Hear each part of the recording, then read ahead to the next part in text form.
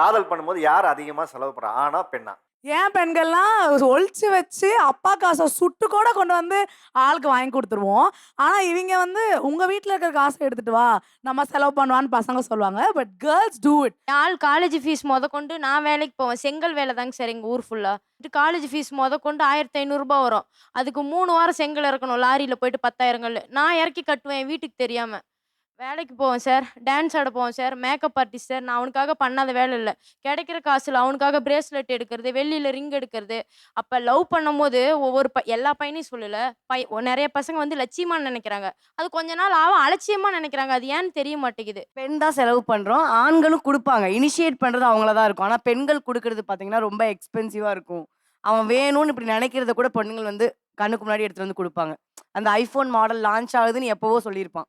அந்த மாடல நான் எக்ஸ்பென்சிவா வாங்கி குடுத்துருக்கேன். அதே மாரி பைக். அந்த மாரி எக்ஸ்பென்சிவ் கிஃப்ட்ஸ் அதான் 25K கேட்டா நீங்க வந்து நம்ம வந்து ரூ. 1,50,000 அந்த 1,00,000 மாதிரி தான். பொண்ணுங்க தான் கொஞ்சம் ஓவர் ஹைப் குடுப்பாங்க பாய்ஸ்க்கு. லவ் பண்ணும்போது அதிகமாக செலவு செய்வது ஆண்களா பெண்களான்னு கேட்கும்போது பெண்கள் தான். நீங்கெல்லாம் பெருசா செலவு செய்யலன்னு சொல்றாங்களே, இதுக்கு பதில் என்ன வச்சிருக்கீங்க? சார் இப்போ நான் லவ் பண்ணி ஒரு 3 இயர்ஸ் ஆயிடுச்சு. அரௌண்ட் ஒரு 12 lakhs வரைக்கும் நான் செலவு பண்ணியிருப்பேன் அவங்க கிட்ட. 1 lakhs-ஆ? ஆமா. எங்க ஒர்க் பண்றீங்க? பைலட்டா ஒர்க் பண்ணிட்டு இருக்கேன் சார். பைலட்டா இருக்கீங்க. ஓகே. 12 lakhs-க்கு வந்து என்னெல்லாம் வாங்கி கொடுத்துருக்கீங்க? எங்க ட்ரிப்பு போனாலுமே நிறைய பெரிய பெரிய ட்ரிப்பா தான் எக்ஸ்பெக்ட் பண்ணுவாங்க அவங்க. என்ன மாதிரி உங்ககிட்ட எக்ஸ்பெக்ட் பண்ணி கேட்டிருக்காங்களா? இல்ல ஏதாவது இண்டிகேஷன் கொடுப்பாங்களா? எதை வச்சு நீங்க அவங்களுக்கு வாங்கி சேலரி டேட் வரதுக்கு முன்னாடியே வந்து ஒரு லிஸ்ட் வச்சிருப்பாங்க சார். சேலரி டேட்டுக்கு முன்னாடி டேட்டுக்கு முன்னாடி ஒரு லிஸ்ட் வச்சிருப்பாங்க. இந்த ப்ராடக்ட் வாங்கணும், அந்த ப்ராடக்ட் வாங்கணும், நீ வாங்கி கொடுப்பியா அப்படின்னு கேட்பாங்க. எங்க டாடி கிட்ட நான் கேட்க மாட்டேன், உங்ககிட்ட கேட்குறேன் அப்படின்னு சொல்லி எக்ஸ்பெக்ட் பண்ணுவாங்க. நம்ம அந்த எக்ஸ்பெக்டேஷன்லயே நம்ம இல்லைன்னு சொல்லிட முடியாதுன்னு சொல்லிட்டே வாங்கி கொடுத்துருவோம். இந்த மெசேஜ் வரும்போது அந்த மனநிலை எப்படி இருக்கும்? சேலரி டேட்டுக்கு ஒரு 10 days முன்னாடியே அவங்க அந்த டைமிங் வெயிட் பண்ணிட்டே இருப்பாங்க போல இருக்கு.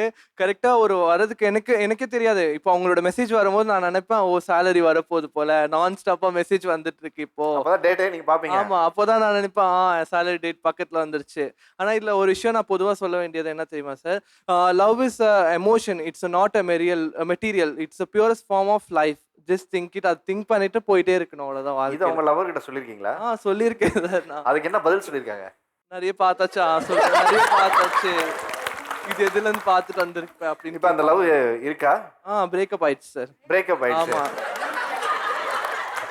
ஓ, அததான் சொன்னீங்களா நிறைய பார்த்தாச்சுன்னு சொல்லிட்டு?